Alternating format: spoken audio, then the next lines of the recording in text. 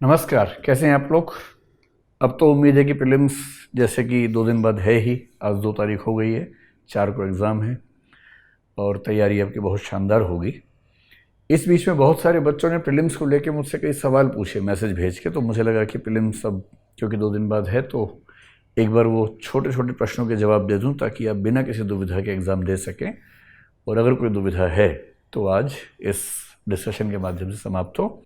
आज छोटी सी बातचीत है, कोई पढ़ाई लिखाई की बात नहीं करेंगे, केवल जो प्रीलिम्स 4 अक्टूबर को यूपीएससी का है या 11 अक्टूबर को जो प्रीलिम्स यूपी पीसीएस का है उसको लेकर जो बेसिक डाउट्स बच्चों को होते हैं उनको दूर करने के लिए आज का एक छोटा सा वीडियो मैं बना रहा हूँ। पढ़ाई लिखाई का वीडियो आपके प्रीलिम्स के बाद मैं फिर से लाऊंगा बहुत सारे, अभी रुका हुआ हूँ ताकि आपकी प्रीलिम्स की तैयारी शांति से हो सके। इधर सुप्रीम कोर्ट ने कल एक जजमेंट दिया जिससे पहले कुछ लोगों को लग रहा था कि प्रीलिम्स शायद पोस्टपोन होगा, अब तो वो मामला खत्म हो गया। उस जजमेंट में सुप्रीम कोर्ट ने क्या कहा इस वीडियो के अंत में मैं वो भी बताऊंगा। तो जिन बच्चों का लास्ट अटेम्प्ट है वो बार बार पूछ रहे हैं कि हमें अटेम्प्ट एक्स्ट्रा मिलेगा या नहीं मिलेगा, तो मैं आज के इस डिस्कशन के आखिरी हिस्से में वो बात भी करूंगा। पहले बात करते हैं उन विद्यार्थियों की जो इस बार का एग्ज़ाम देने वाले हैं और 2 दिन बाद उनका एग्ज़ाम है, उनके जो डाउट्स हैं वो डाउट्स क्या क्या हैं देखिए। जो आपकी क्वेरीज कह लूँ या डाउट्स कह लूँ, इसको जो भी शब्द आप अच्छा समझते हों। पहला डाउट जो मैंने कई बच्चों से देखा, कई बच्चों के मैसेज में देखा, वो डाउट ये था कि अगर हम ये वाला अटेम्प्ट नहीं देंगे तो हमारा वो अटेम्प्ट काउंट होगा या नहीं होगा। तो अटेम्प्ट काउंटिंग को लेके उनको डाउट है, और ये डाउट जबकि यूपीएससी ने बहुत क्लियर किया हुआ है अपने सारे नोटिफिकेशंस में, पर स्टिल ये डाउट बहुत सारे लोगों को है। तो इसका सिंपल सा उत्तर है कि यदि आप एग्ज़ाम नहीं देंगे तो आपका अटेम्प्ट काउंट नहीं होगा। यूपीएससी ने असल में पिछले साल एक चर्चा शुरू की थी। होता क्या है कि हर साल फॉर्म भरते हैं 10-12 लाख लोग के बीच में और एग्ज़ाम देने के लिए पहुंचते हैं करीब 5 लाख 6 लाख लोग। तो यूपीएससी को हर साल जो एक्चुअल एग्जामिनीज हैं या कैंडिडेट्स हैं उनकी तुलना में डबल अरेंजमेंट्स करने पड़ते हैं। इस चीज़ से परेशान होकर यूपीएससी ने पिछले साल एक चर्चा शुरू की थी कि हम सोच रहे हैं कि अब से फॉर्म भरने को ही अटेम्प्ट काउंट करने के लिए एक पैमाना बना लें।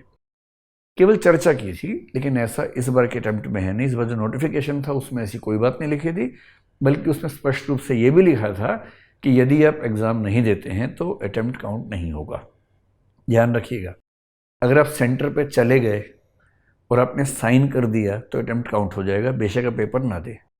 अगर आपने एक पेपर दे दिया तो भी अटेम्प्ट काउंट हो जाएगा, 2 पेपर देंगे तो भी अटेम्प्ट काउंट होगा। लेकिन यदि आप सेंटर पर जाते ही नहीं हैं, उसके अंदर जाके अपने आप को पेश ही नहीं करते हैं, तो अटेम्प्ट काउंट नहीं होगा। इसलिए पहला डाउट एकदम मन से निकाल दीजिए, तैयारी है तो एग्ज़ाम दीजिए। और यदि एग्ज़ाम इस भय से दे रहे हैं कि अगर नहीं देंगे तो भी हमारा अटेम्प्ट काउंट हो जाएगा, तो उसको मन से निकाल के निश्चिंत रहिए, कोई अटेम्प्ट काउंट नहीं होने वाला है।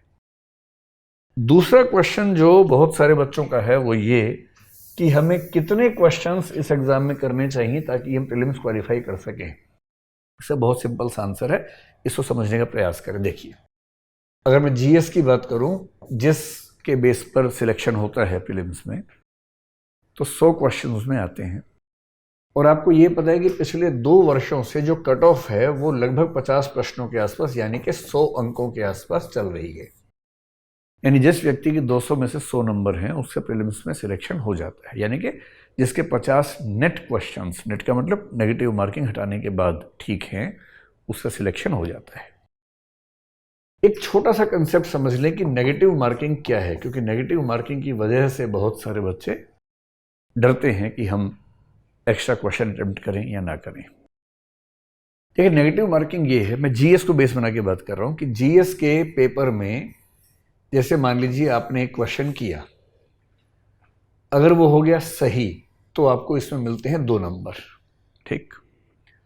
अगर वो आपने किया पर हो गया गलत तो 2 नंबर का 1/3 यानी कि 3 गलत प्रश्नों से मिलाकर उतने नंबर कटेंगे जितने नंबर एक सही उत्तर पे मिलते हैं।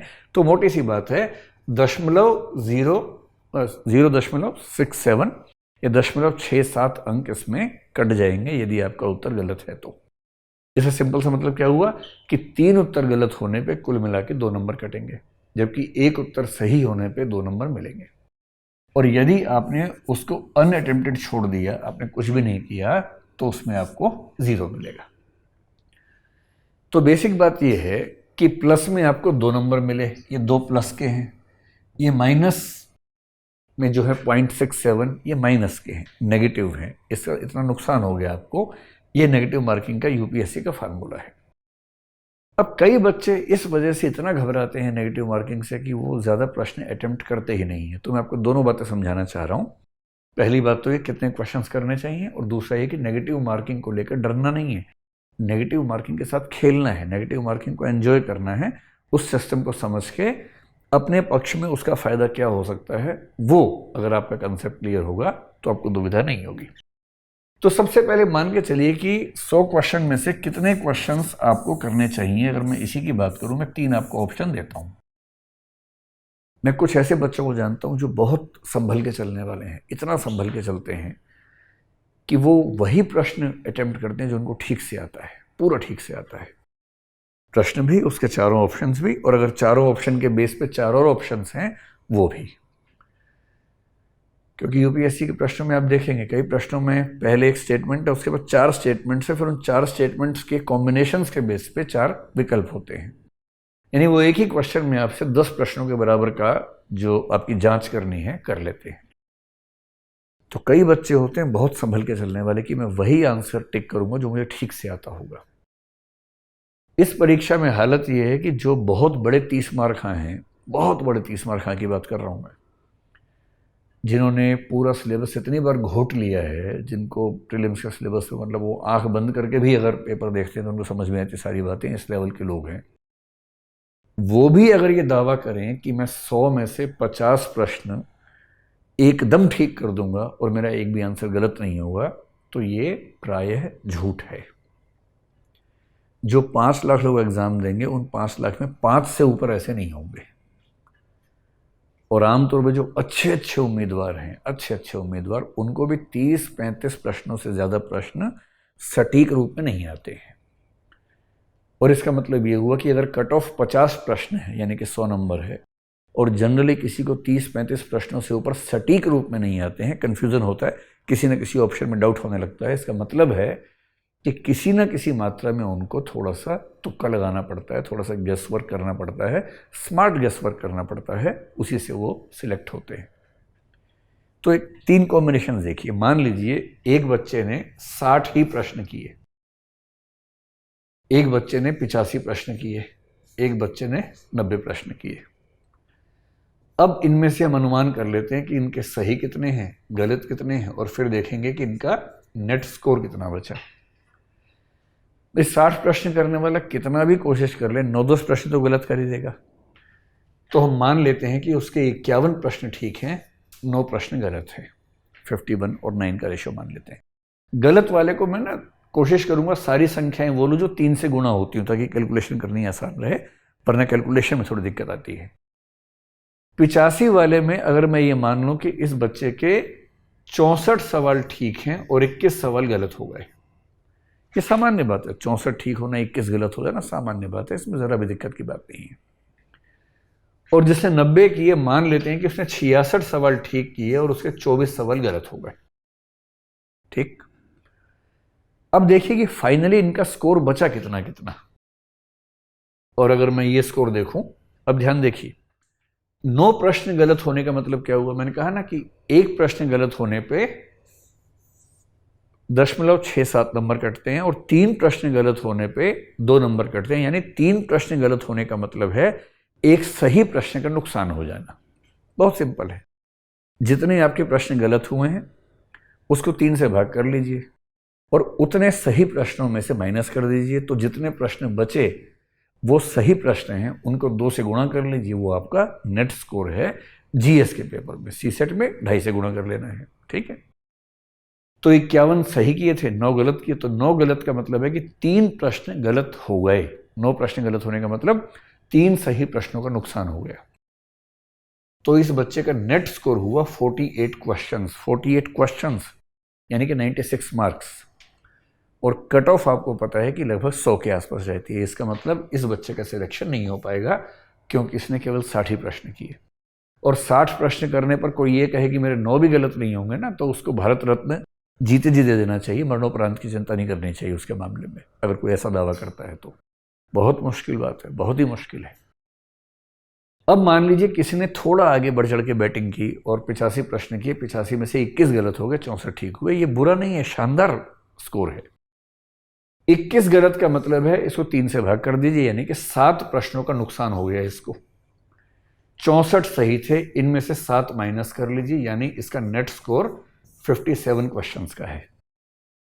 और 57 का मतलब है कि प्रीलिम्स धूमधाम से इसका हो जाएगा, इसे कोई डरने की जरूरत नहीं। इतना ही नहीं, अगर 85 में से मान लेते हैं एक बार कि इसके 24 गलत हो जाते, 8 का नुकसान होता, और यहाँ 61 होते, 61 से में भी 8 चले जाते तो भी उसका स्कोर 53 होता। ध्यान से देख लीजिए, 85 को ही अगर मैं कहूँ कि इस बच्चे के जो गलत प्रश्न हैं, अभी हम मान के चल रहे थे 21 हैं, ठीक है, हम थोड़ा सा और मान लेते हैं कि इस बच्चे के थोड़े से प्रश्न और ज़्यादा, 85 में से और ज़्यादा प्रश्न गलत हो गए। 21 प्रश्न जो गलत थे, हमने ये मान लिया कि इसके 24 सवाल गलत हो गए। 24 गलत का मतलब 61 सही हुए। 24 गलत का मतलब हुआ कि 8 प्रश्न इसके नुकसान हुआ, 61 में से 8 गया तो भी इसका स्कोर 53 है। और 53 का मतलब भी है कि इसका सिलेक्शन हो जाएगा, कहीं कोई दिक्कत नहीं आएगी।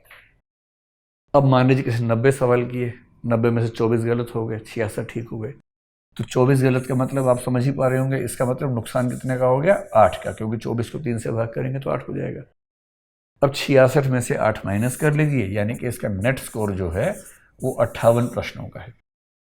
और 50 प्रश्नों पर आपका सिलेक्शन प्रीलिम्स में हो जाता है। इसका मतलब ये हुआ कि यदि प्रीलिम्स क्वालिफाई करना है और यदि आप भगवान के अवतार नहीं हैं, अगर भगवान के अवतार हैं फिर तो अलग बात है कि 55 सवाल कीजिए, 55 के 55 ठीक करके आ जाइए, बातें खत्म हो गई। लेकिन यदि आप सामान्य मनुष्य हैं, होमोसेपियंस हैं, तो मान के चलिए कि इतना आसान नहीं होता है, 10-20 सवाल गलत हो ही जाते हैं। इसलिए कम से कम इतना ज़्यादा प्रश्नों का स्कोर रखिए कि 10, 20, 25, 30 प्रश्न गलत होने के बाद भी आपका सिलेक्शन हो सके, आपका नेट स्कोर 50 के ऊपर आ सके।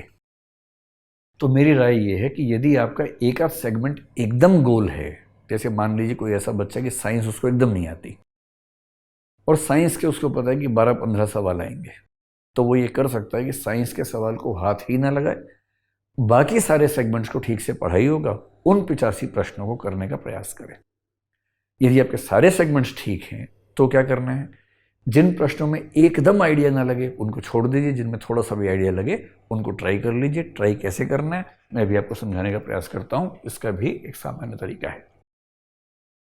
जो समझना है वो ये है कि नेगेटिव मार्किंग के खौफ से कैसे बचना है, और ये बहुत साइंटिफिक मामला है, एकदम गणित है ये। अगर आप इस गणित को समझ लेंगे तो चिंता करने की जरूरत पड़ेगी नहीं।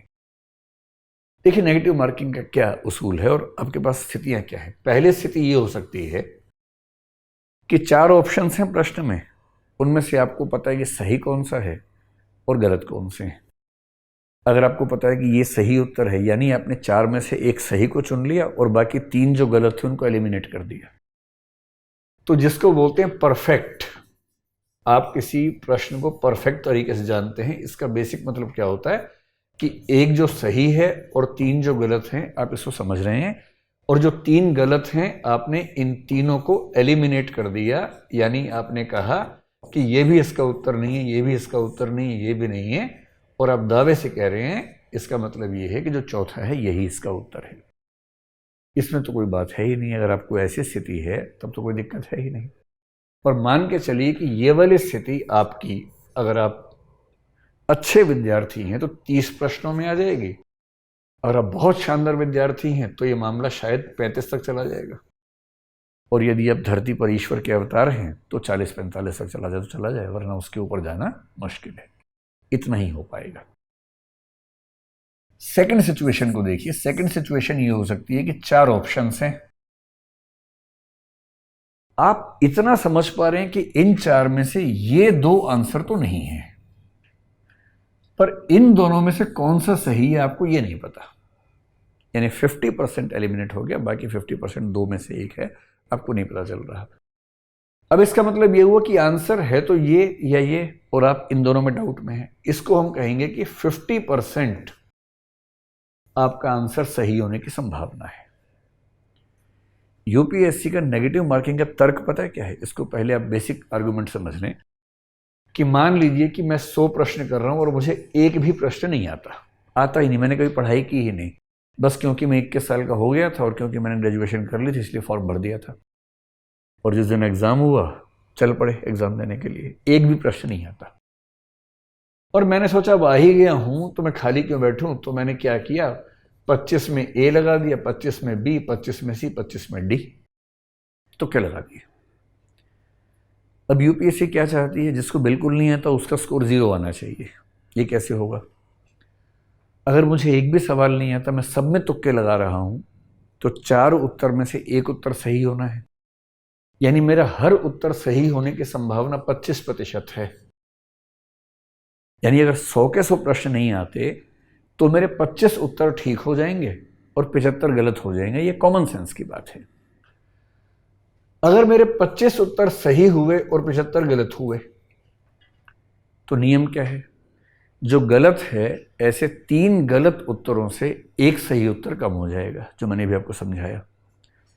तो 75 उत्तर गलत हुए, इसको 3 से भाग कर दीजिए तो ये बन गया 25, यानी 25 आपके सही प्रश्न हुए थे जिससे आपको 50 नंबर मिलते, और 75 गलत करने से 25 सही प्रश्न माइनस हो गए, यानी कि कुल मिला के आपका स्कोर क्या रह गया, आपका मतलब जिस व्यक्ति ने ऐसा किया उसका स्कोर आया 0। बड़ा साइंटिफिक सिस्टम है कि तुक्का लगाने वाले को ना फायदा हो ना नुकसान हो, उसको उतना ही स्कोर मिले जितना उसको आता है, और तुक्के वाला हिस्सा गलत हो जाए। पर ये तुक्का कब है? जब कुछ भी नहीं आता है। ये उस तुक्के की बात कर रहे हैं। अब इधर आइए वापस, ये वैसा तुक्का नहीं है, आपको 50% आता है। 50% आने का मतलब है कि यदि आपने सवाल किया तो सही होने की संभावना 25% नहीं है जो पूरा तुक्के में होती है। यहां सही होने की संभावना 50% है, आधी संभावना है। अब हम एक संख्या मान लेते हैं, 36 की संख्या मान लेते हैं, इससे हमारी सारी गणनाएं आसानी से हो जाएंगी। मान लीजिए आपने 36 प्रश्न ऐसे किए जिनमें आपको 2-2 उत्तर एलिमिनेट हो रहे थे और 2 में आपको आइडिया नहीं हो पा रहा था, ठीक है। तो जब 36 ऐसे प्रश्न करेंगे तो क्योंकि संभावना सही होने की कितनी है, 50% है, तो मान लेते हैं कि 18 सही हो गए, 18 गलत हो गए। एकदम सिंपल है।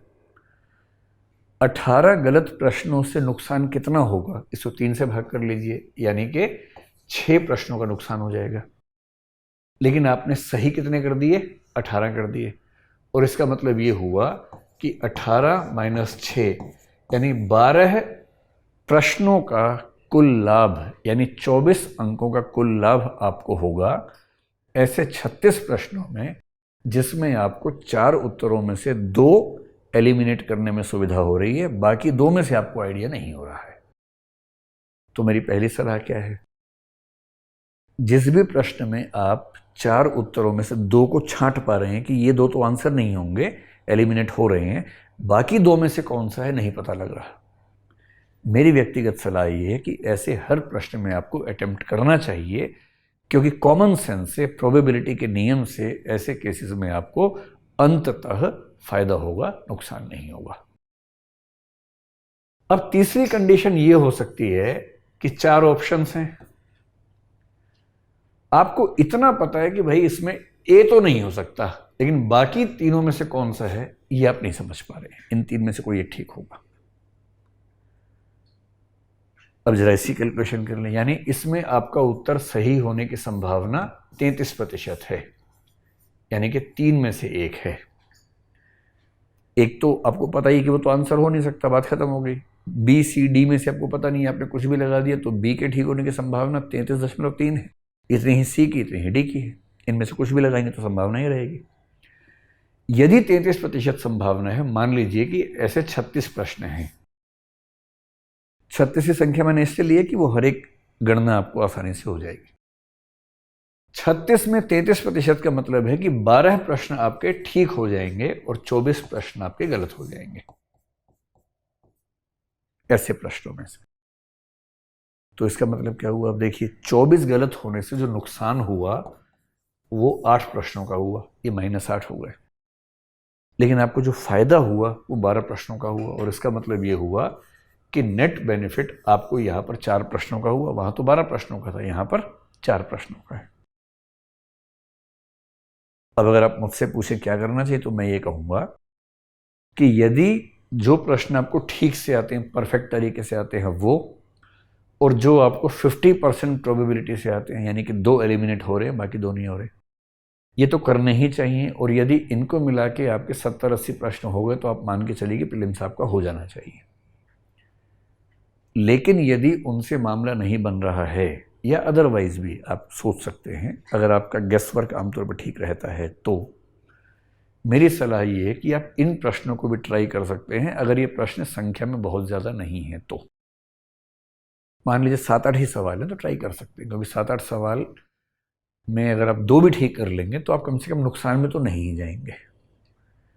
और रही बात आखिरी प्रश्नों की, जिनमें 4 ऑप्शन हैं और आपके लिए चारों बराबर हैं, क्योंकि आपको कुछ भी नहीं आता उसमें, एकदम काला अक्षर भैंस बराबर टाइप फीलिंग है, ऐसे प्रश्नों को आप अटेम्प्ट करेंगे या नहीं करेंगे उससे कुछ फ़ायदा नहीं है, क्योंकि उसमें आपका आंसर सही होने की संभावना 25% है। ये वही स्थिति जो मैंने ऊपर बताई थी। अगर आप ऐसे 36 सवाल करेंगे जिसमें वो कुछ नहीं आता, तो आपके 9 सवाल ठीक होंगे, 27 गलत हो जाएंगे। 27 गलत होने का मतलब हुआ -9, 9 ही ठीक हुए थे, कुल मिला के निचोड़ क्या निकला, 0। यानी जो प्रश्न बिल्कुल नहीं आता उसको करने में भी कोई नुकसान नहीं होता है यूपीएससी में, लेकिन टाइम का नुकसान तो होता ही है, एनर्जी का नुकसान तो होता ही है। इसलिए अगर आप मुझसे पूछें कितने प्रश्न करने चाहिए, तो मैं कहूँगा कि 85 प्रश्न लगभग कर देने चाहिए कम से कम। हो सके तो 90 तक भी कर सकते हैं, यदि आपकी बाकी तैयारी के हिसाब से वो मैच करता है, सूट करता है तो। और दूसरी बात, जो प्रश्न नहीं आते हैं वो करने चाहिए या नहीं, तो मैं साफ साफ कह रहा हूँ, जो प्रश्न पूरी तरह से आते हैं वो तो करने ही करने हैं। जिन प्रश्नों में 2 उत्तर एलिमिनेट हो रहे हैं वो भी करने हैं, और जिन उत्तरों में, जिन प्रश्नों में एक आंसर एलिमिनेट हो रहा है उसको भी करने की कोशिश कर सकते हैं। कोई खास हर्ज की बात इसमें नहीं है, क्योंकि इसमें अंततः निचोड़ के रूप में कुछ एक्स्ट्रा बेनिफिट ही होना चाहिए, अगर आपकी कॉमन सेंस ठीक है, अगर आप ठीक अनुमान कर लेते हैं। ये उस व्यक्ति की बात है, क्योंकि कुछ ऐसे व्यक्तियों को मैं जानता हूं जो हर तुक्का गलती करके आते हैं। ऐसे मतलब लोगों के बारे में मेरे पास कोई राय नहीं है, मैं तो उनकी बात करूं जो कॉमन सेंस का इस्तेमाल करके कम से कम उतना गेस वर्क कर लेते हैं जितना करने की अपेक्षा इस एग्जाम में की जाती है। ये सारी सलाह उनके बारे में है। इसके बाद छोटी छोटी सलाह ये है कि इनके अलावा किन और बातों का ध्यान रखना है, अदर सजेशंस क्या क्या हैं जो एग्ज़ाम में जाने से पहले होता है ना। जैसे मैं जहाँ से हूँ वहाँ पर जब एग्ज़ाम में जाते हैं बच्चों को दही में मीठा डाल के खिलाते हैं शुभकामनाओं के लिए। तो आज की क्लास का उद्देश्य वो मीठी दही खिलाना है बेसिकली आपको, ताकि अब आप अच्छे तरीके से तैयार होकर जाएं। अन्य जो बातें हैं, एक तो ध्यान रखिएगा स्पीड का, स्पेशली जो पहली बार एग्ज़ाम दे रहे हैं ना, वो शुरू में समझ नहीं पाते, आराम आराम से प्रश्न करते हैं और बाद में अचानक हड़बड़ी में सारे प्रश्न छूट जाते हैं उनको। शुरू से ही ध्यान रखना है कि स्पीड मेंटेन रहे, और स्पीड मेंटेन करने का सबसे अच्छा तरीका क्या है। देखिए 10-15 प्रश्न ऐसे होंगे एग्जाम में जो आपका एरिया है ही नहीं, उन प्रश्नों को देखते ही आप समझ जाएंगे कि मेरे एरिया का नहीं है। जो आपके एरिया का एकदम नहीं है, जो आपके एरिया से बाहर है, उस पर टाइम मत खराब कीजिए, उसको देखते ही स्किप कर दीजिए, आगे बढ़ जाइए। जिन एरियाज पे आपने ठीक से तैयारी की है, यदि वो आपके एरिया के, जैसे मान लीजिए कि आपने संविधान ठीक से पढ़ा हुआ है, हिस्ट्री ठीक से पढ़ी हुई है और हिस्ट्री का सवाल है, तो वहाँ पूरी संभावना है कि आप ध्यान देंगे तो शायद आप ठीक गेस कर पाएंगे या ठीक उत्तर निकाल पाएंगे उसका। वहाँ टाइम का निवेश कीजिए। तो समय का निवेश, टाइम की इन्वेस्टमेंट वहाँ ज़्यादा कीजिए जहाँ कुछ संभावना है प्रश्न का उत्तर सही होने की। जहाँ आपका एरिया है ही नहीं उसको छोड़ते चलिए, शुरू से स्पीड मेंटेन करेंगे तो बाद में दिक्कत नहीं आएगी। हिंदी मीडियम के विद्यार्थियों के लिए मैं आपसे कहूँगा कि कई प्रश्नों में ऐसा होगा जहाँ कोई शब्द आपको परेशान करेगा। जहाँ भी ऐसा हो, एक बार तेजी से इंग्लिश ट्रांसलेशन देख लीजिएगा कि उसमें अंग्रेजी में कौन सा शब्द है, क्योंकि कई बार जो टर्मिनोलॉजी होती है, पारिभाषिक शब्द होते हैं, वो हिंदी में अनुवाद उसका ऐसा होता है जो नहीं समझ में आता उतना, तो वो गलती ना हो जाए, देख लीजिएगा। तीसरी बात है कि रीडिंग जो है बहुत कॉशियस होनी चाहिए, सावधानी के साथ रीडिंग करनी है। मैं जब खुद एग्जाम देता था तब मुझसे भी एक आध बार ये गलती हुई थी, और ये गलती आमतौर पर हो ही जाती है। आप पाएंगे हर वर्ष लगभग हर व्यक्ति कम से कम एक या दो प्रश्न इसी चक्कर में गलत करके आता है कि प्रश्न के ऊपर लिखा था निम्नलिखित में से कौन सा कथन असत्य है, और उसने सत्य मान के आंसर कर दिया। निम्नलिखित में से कौन सा विकल्प ठीक नहीं है, और आपने ठीक है मान के आंसर कर दिया। तो प्रश्न में विशेष रूप से जो पहली लाइन है या प्रश्न की जो आखिरी लाइन है, जो स्टेटमेंट है, जो दरअसल प्रश्न को डिफाइन करती है, जो क्वांटिफायर उसमें लगा हुआ है, उसको बहुत ध्यान से पढ़िएगा। क्योंकि अगर आपका एक प्रश्न में गलत हो गया ना आता हुआ, तो जो प्रश्न सही होता उसमें आपको 2 नंबर मिलते, जो गलत हुआ उसमें आपको -0.67 मिला है। एक सही प्रश्न के गलत हो जाने का मतलब है 2.67 अंकों का नुकसान जीएस में होना, और सीसेट में तो 2.5 प्लस 0.83 हो जाएगा, 3.33 अंकों का नुकसान होगा एक प्रश्न के, ऐसे प्रश्न के गलत हो जाने से जो प्रश्न आपको आता था और आप हड़बड़ी में ऐसा करके आ गए हैं। एक चौथी समस्या कई बच्चों को आती है। देखिए, जो पेपर होता है उसके 4 सेट्स होते हैं, ABCD सीरीज होती है। आपके पास जो पहला प्रश्न है, शायद आपके दोस्त के पास, पीछे वाले के पास वो प्रश्न हो सकता है कि 26वां हो या 51वां हो या 76वां हो। तो आमतौर पर 20, 30, 25 के हिसाब से प्रश्नों के सेट होते हैं जो अलग अलग क्रम में रहते हैं। ये संयोग की बात है कि मान लीजिए आपका विषय राजनीति विज्ञान है और शुरू में पॉलिटी के ही सवाल 10 एक साथ आ गए, तो आपकी बाँछें खिल जाएंगे, आप कहेंगे अरे वाह यार मज़ा आ गया आज तो। और ये भी हो सकता है कि आप हैं पॉलिटिकल साइंस के और शुरुआती प्रश्न आ गए साइंस के, फिजिक्स केमिस्ट्री के आ गए, जिसमें आपका हाथ तंग है और आपको लगा पहला भी नहीं आता, दूसरा भी नहीं आता, तीसरा भी नहीं आता, 8वां भी नहीं आता, 12वां भी नहीं आता, 14वां भी नहीं आता। पहले 14 प्रश्नों में लगातार क्लीन बोल्ड हुए जा रहे हैं, एकदम मैदान सूना पड़ा हुआ है। और ऐसे में कई बच्चों को लगता है कि अब क्या फ़ायदा, चलो उठ के चलते हैं, निकलते हैं, छोड़ो गोली मारो। ऐसा नहीं करना है, ये केवल चक्र का मामला है। आपके वाले प्रश्न भी पेपर में छिपे हुए हैं, बस वो सबसे पहले सामने नहीं आए। अगर ऐसा मामला फंसे और शुरू के 8-10 प्रश्नों में आपको लगने लगे कि मामला खत्म हो गया, कोई बात नहीं, गोली मारिए। प्रश्न नंबर 21 से शुरू कीजिए, 1 से 20 अंत में कर लीजिएगा। 21 में देखिए 2-3 सवाल ठीक लगे, न ठीक लगे 41 पे आ जाइए, वहां ना लगे 61 से शुरू कर दीजिए, कोई समस्या नहीं। एक बार जैसी अब रिदम पकड़ लेंगे, आप पाएंगे कि चीजें ठीक होने लगी हैं, और शुरू में जो प्रश्न छोड़ दिए हैं उनको अंत में कर दीजिएगा।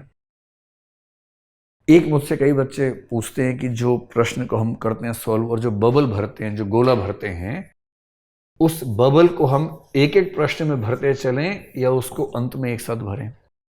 ये तो हर व्यक्ति का अपना तरीका है, पर अगर मुझसे मेरी राय मांगेंगे तो मैं ये कहूँगा कि ना तो साथ साथ भरिए ना एक साथ भरिए अंत में, क्योंकि बबल भरने में टाइम खर्च तो होता है। हर प्रश्न के बाद भरेंगे तो हर बार आपको टाइम लगाना पड़ेगा।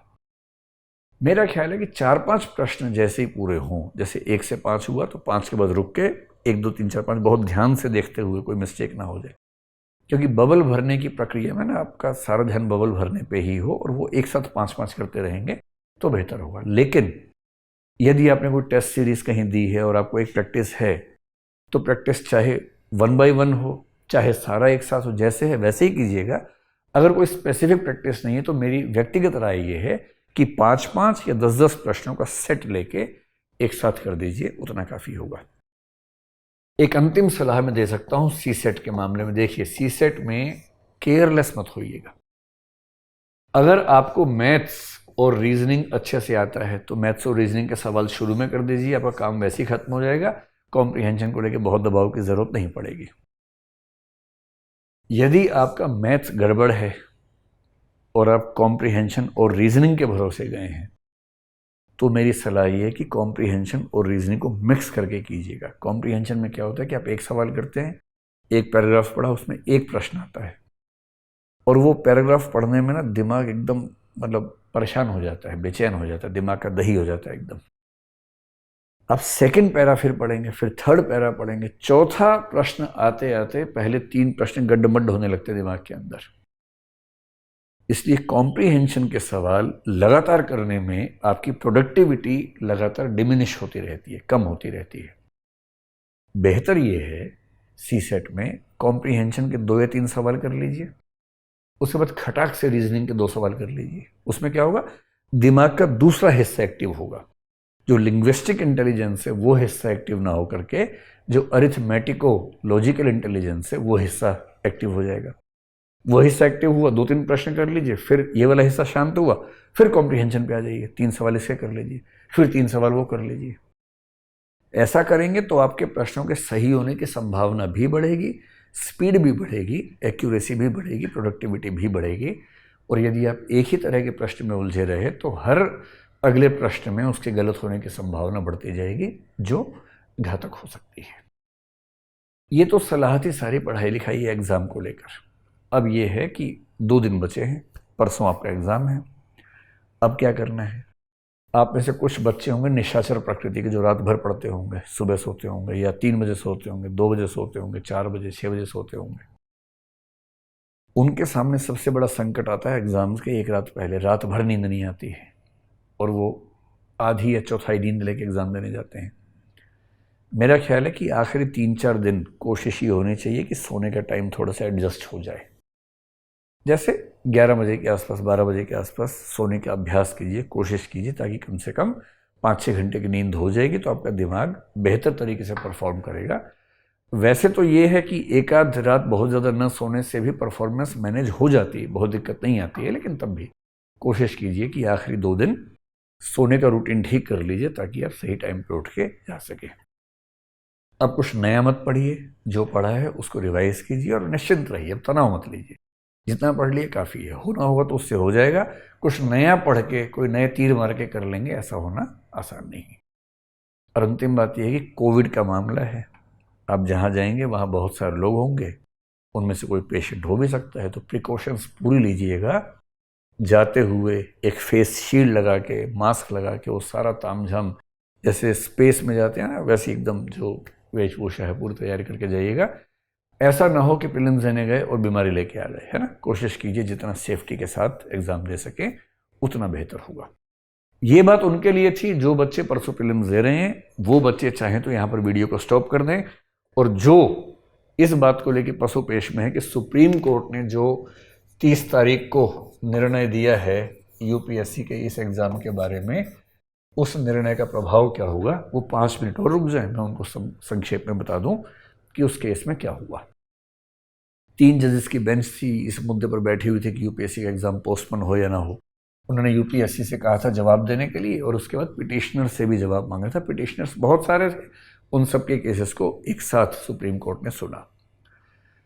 पिटिशन ये थी कि भाई देखिए, एक तो दूरी बहुत ज़्यादा है सेंटर तक, फिर कई जगह बाढ़ आई हुई है, होटल मिलने में भी दिक्कत है, परिवहन के साधन भी नहीं है, तो बच्चे अपने सेंटर तक कैसे पहुंचेंगे, ये समस्या थी।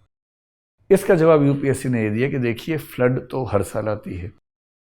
जहाँ तक ट्रांसपोर्ट की बात है, होटल्स की बात है, हमने सभी राज्य सरकारों के चीफ सेक्रेटरीज को लिख दिया है, रेलवे बोर्ड के चेयरपर्सन को लिख दिया है, सबको हमने सुझाव दे दिया है, और सबने जवाब भी शायद दे दिया कि हाँ, हम पूरी व्यवस्था करेंगे। इतना ही नहीं, जो डिस्टेंस की बात है, अब क्योंकि परिवहन के साधन मौजूद हैं, तो उसके बाद क्योंकि डिस्टेंस तो हर साल होता है, इस साल अलग से तो है नहीं, तो ये कह के सुप्रीम कोर्ट ने कहा ठीक है, इस बात को बहुत ज़्यादा सीरियसली हमें नहीं लेना चाहिए। फिर पिटिशनर से कहा कि भाई आप 2020 और 2021 का एग्ज़ाम एक साथ क्यों नहीं कर देते, या एग्ज़ाम को 2 महीने और लेटर फेज में क्यों नहीं ले जाते, डिले क्यों नहीं कर देते। इनके जवाब में यूपीएससी ने कहा कि ऐसा करने से कैस्केडिंग इफेक्ट हो जाएगा। वो बोले कि हमारा एग्ज़ाम तो मई जून का सेशन होता है, मई जून में होता है, ये इस साल भी 31 मई की डेट थी ही। हमने उसी समय सिचुएशन भांप के उसको उतना लेट कर दिया था कि हम बिना सेशन खराब किए इसको मेंटेन कर सकें। 4 अक्टूबर से लेट अगर होता है तो हम अगले साल का एग्ज़ाम कंडक्ट टाइम पे नहीं कर पाएंगे, ठीक सिस्टम में नहीं कर पाएंगे, और जो हमारी एनुअल साइकिल है वो डिस्टर्ब हो जाएगी। इसी को बोलते हैं कैस्केडिंग इफेक्ट, यानी इस बार का इफेक्ट अगली बार पर भी पड़ेगा। जैसे टैक्सेशन में होता है ना, टैक्स दिया उसके ऊपर फिर टैक्स दे दिया, वो कैस्केडिंग इफेक्ट होता है, ऐसे ही ये इफेक्ट यहाँ। तो यूपीएससी ने कहा कि अगर हम 1-2 महीने लेट करेंगे तो उसके बाद ये सारी एक्सरसाइज बेकार हो जाएगी और 2020-21 को मर्ज करने का कोई सवाल ही पैदा नहीं होता, क्योंकि ऐसा कोई सिस्टम हमारे पास है नहीं और वो मतलब व्यावहारिक नहीं है। तो सुप्रीम कोर्ट ने इस बात को मान लिया और कहा कि हाँ, यूपीएससी ठीक बात कह रही है। फिर पिटिशनर से कहा कि भाई देखो, नीट और जेईई तो हमें समझ में आता है कि वो जो एग्ज़ाम होते हैं उनका संबंध तो होता है एकेडमिक कैलेंडर से, एडमिशन होना है, कॉलेज का एनुअल साइकिल खत्म हो जाएगी। यूपीएससी में तो ऐसा है नहीं, तो नौकरी का एग्ज़ाम है, कंपटीशन का एग्ज़ाम है। तो सुप्रीम कोर्ट ने इस पर पूछा सरकार से, सरकार ने कहा कि इसमें भी एनुअल साइकिल, प्रमोशन वगैरह उन सब चीज़ों के लिए बहुत ज़रूरी है। तो सुप्रीम कोर्ट ने कहा कि हाँ, ये बात भी ठीक है, ये बात भी यूपीएससी की मान ली। इसके बाद पिटिशनर्स में से एक का आर्गूमेंट ये था कि मान लीजिए कुछ ऐसे अभ्यर्थी हैं जो कोविड के पेशेंट्स हैं, कोरोना के पेशेंट्स हैं, वो सेंटर पे आएंगे, उनकी वजह से बाकी लोग खतरे में आ जाएंगे, उनका क्या होगा। इस पर सुप्रीम कोर्ट ने भारत सरकार से पूछा। भारत सरकार ने कहा कि हमने हर सेंटर पे ऐसी व्यवस्था कर दी है कि जिन भी बच्चों को खांसी जुकाम जैसी कोई समस्या होगी उनको अलग रूम में बिठाया जा सके, और इसलिए जो यथासंभव कोशिश हो सकती है वो हमने कर दी है। तो सुप्रीम कोर्ट ने कहा बात तो ठीक है, अब इससे ज़्यादा सरकार या यूपीएससी भी क्या कर लेगी, उसने कोशिश कर ली है। एक केस था कि एक पेरेंट ने केस किया कि मेरा जो बच्चा है वो कोरोना वॉरियर है, यानी कि सरकारी नौकरी में है और कोरोना से लड़ने में ही लगा हुआ है, उसे पढ़ने के लिए छुट्टी ही नहीं मिल पाई, उसका एग्ज़ाम वो कैसे देगा, उसका 1 साल खराब हो जाएगा। वो तो देश के लिए इतना कुछ कर रहा है और देश उससे सर ऐसा करेगा। यूपीएससी से पूछा, यूपीएससी के वकील ने कहा कि हमारे पास ऐसी एक भी रिप्रेजेंटेशन अब तक नहीं आई है। सुप्रीम कोर्ट के पास एक ही केस है। सुप्रीम कोर्ट ने ये कह के मैनेज किया कि हम इंडिविजुअल केस को इतना महत्वपूर्ण नहीं मान सकते कि पूरे 5-10 लाख उम्मीदवारों का हम 1 साल इसी बात पर रोक दें कि एक व्यक्ति ने ऐसी अभ्यर्थना की है, तो उसको एंटरटेन नहीं किया, टाल दिया उस बात को। एक पॉइंट पे आके सुप्रीम कोर्ट के सामने संकट आया, वो ये था जिनका लास्ट अटेम्प्ट है। मान लीजिए किसी का लास्ट अटेम्प्ट है और वो किसी बाढ़ग्रस्त क्षेत्र में गांव में फंसा हुआ है, या उसके घर में 2-3 कोरोना पेशेंट्स हैं, या वो खुद कोरोना पेशेंट है और बहुत कमज़ोरी महसूस कर रहा है, निकलने की हालत में नहीं है, पहुंच ही नहीं पाएगा, वो क्या करे।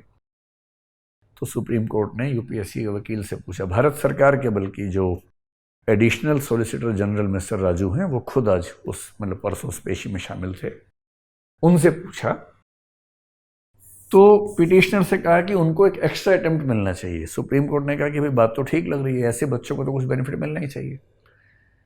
तो भारत सरकार के एडिशनल सॉलिसिटर जनरल साहब ने कहा कि हम इसको कंसिडर करेंगे, और तब सुप्रीम कोर्ट ने ये कहा कि आप ये कोशिश कीजिए, मतलब एफर्ट कीजिए कि बिना एज बढ़ाए एक एक्स्ट्रा अटेम्प्ट ऐसे व्यक्तियों को मिले जिनका लास्ट अटेम्प्ट है एज की वजह से। अब देखिए, लास्ट अटेम्प्ट किसका होता है। एक तो ऐसा व्यक्ति हो सकता है कि उसका 6ठा अटेम्प्ट जनरल कैटेगरी से है, लेकिन उसकी एज मान लीजिए अभी 29 साल ही है, 3 साल उसके पास पड़े हुए हैं, तो वो इस साल नहीं भी देगा तो अगले साल दे देगा, तो उससे तो कोई मतलब है नहीं। सुप्रीम कोर्ट ने उस पर तो बात करने से मना कर दिया। दिक्कत उसकी है जिसका 6ठा अटेम्प्ट जनरल कैटेगरी में है और उसकी उम्र भी 32वें साल में है, और यदि इस साल नहीं दिया तो अगले साल के 1 अगस्त को वो 32 साल प्लस का हो चुका होगा, एग्जाम देने के लायक नहीं होगा, वो क्या करे। तो सुप्रीम कोर्ट ने भारत सरकार को ये सलाह दी, निर्देश तो नहीं कहेंगे, सलाह दी, सुझाव दिया कि जो ऐसे केसेस हैं उनको आप कंसिडर कीजिए कि उनको बिना एज बढ़ाए। इसका मतलब ये हुआ कि अगले साल ये नहीं करना है कि 32 साल की बजाय 33 साल कर दी मैक्सिमम एज, ये नहीं करना है।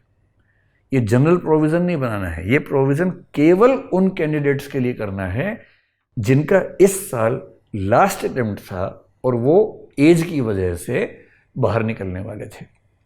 ध्यान रखना है, यदि आपके पास 2 अटेम्प्ट हैं, एक इस साल के, एक अगले साल के, 2 ही साल के बचे हुए हैं, उसका बेनिफिट आपको नहीं होगा। यदि आपके पास एज पड़ी है 2-3 साल, अटेम्प्ट एक ही है, आपको इसका बेनिफिट बिल्कुल नहीं होगा। इसका बेनिफिट केवल उन्हें होगा जिन पर दोनों शर्तें लागू हो रही हैं। पहला, उनकी एज का आखिरी साल है, और दूसरा, उनका अटेम्प्ट ये आखिरी है, या आखिरी नहीं भी है तो भी एज की वजह से आखिरी हो गया है। उन्हें बेनिफिट मिलेगा या नहीं मिलेगा, सुप्रीम कोर्ट ने ऑर्डर नहीं दिया है, डायरेक्शन नहीं दी है। सुप्रीम कोर्ट ने ये कहा है, इसे आप कंसिडर कीजिए, और एडिशनल सॉलिसिटर जनरल ने ये कहा है कि हम इसे कंसिडर करेंगे। देखिए, सुप्रीम कोर्ट जब सुझाव भी देता है तो सुप्रीम कोर्ट का अपना एक फैसला है कि हमारे सुझाव भी आदेश होते हैं।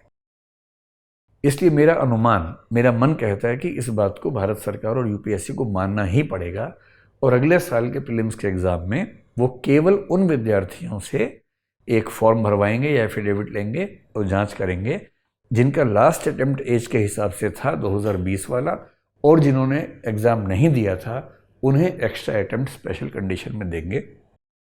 लेकिन ये सब कहने के बाद भी मैं एक डिस्क्लेमर लगा रहा हूँ कि ये बड़े लोगों की बड़ी बातें हैं। सुप्रीम कोर्ट क्या करेगा, भारत सरकार क्या करेगी, यूपीएससी क्या करेगी, मुझे नहीं पता। कल को यूपीएससी मुकर जाए और सुप्रीम कोर्ट में कुछ और दलील दे के बच जाए तो मैं उस समय कुछ कर नहीं पाऊंगा इस मामले में। मैं आपको केवल ये बता सकता हूँ कि सुप्रीम कोर्ट ने क्या कहा। हाँ, अनुमान पूछें तो मेरे ख्याल से 90% से ऊपर चांसेस ये हैं कि सुप्रीम कोर्ट के इस सुझाव को, इस परामर्श को यूपीएससी को, भारत सरकार को मानना ही होगा। आमतौर पर ऐसा होता है। लेकिन अगर अपवाद हो जाए तो आप में से कोई मेरे पास ये कहते हुए ना आए कि आपके कहने पे छोड़ दिया था एग्ज़ाम, तो मेरे कहने पे मत छोड़िए। मैं केवल आपको व्याख्या करके बता रहा हूँ कि सुप्रीम कोर्ट में क्या हुआ। और क्योंकि मुझसे बहुत बच्चों ने मैसेज करके पूछा कि मतलब बताइए सुप्रीम कोर्ट के डायरेक्शन का, तो मतलब मैंने आपको समझा दिया। इसके बाद का फैसला आपका, आपका जीवन, आपके फैसले। मैं तो केवल ये बता सकता हूँ कि सुप्रीम कोर्ट ने क्या कहा है। इसके साथ ही आज की बात समाप्त करते हैं। एक बार आप आईएएस और यूपी का एग्ज़ाम दे लीजिए प्रीलिम्स का, उसके बाद कुछ एकेडमिक डिस्कशन हम करना शुरू करेंगे, कुछ और वीडियो लेके आएंगे। बहुत बहुत धन्यवाद। खूब खुश रहिए, मस्त रहिए, स्वस्थ रहिए, और एग्ज़ाम ऐसा दे के आइए कि प्रीलिम्स में आप टॉप कर जाएं और उसके बाद मेंस और इंटरव्यू में टॉप करें। जैसे प्रीलिम्स खत्म होगा उसके 5-7 दिन बाद हम लोग अवेक प्रोग्राम इस बार ऑनलाइन ही शुरू कर रहे हैं। अवेक एक प्रोग्राम पिछली बार हमने लॉन्च किया था पहली बार, जिसका पूरा नाम होता है answer writing and knowledge enrichment programme, जो मेंस देने वाले बच्चों के लिए किया था।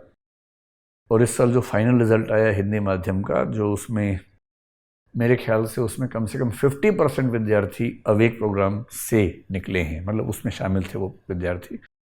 पिछली बार वो प्रोग्राम ऑफलाइन था, इस बार हम उसको ऑनलाइन करेंगे, सभी के लिए कर देंगे जो भी करना चाहे। लेकिन उसमें एक बात और है, हिंदी माध्यम में हमने एक व्यवस्था की है कि जो विद्यार्थी प्रीलिम्स क्वालिफाई कर लेंगे उन विद्यार्थियों को उस प्रोग्राम की पूरी फीस रिफंड कर दी जाएगी, उनके लिए पूरा प्रोग्राम फ्री हो जाएगा।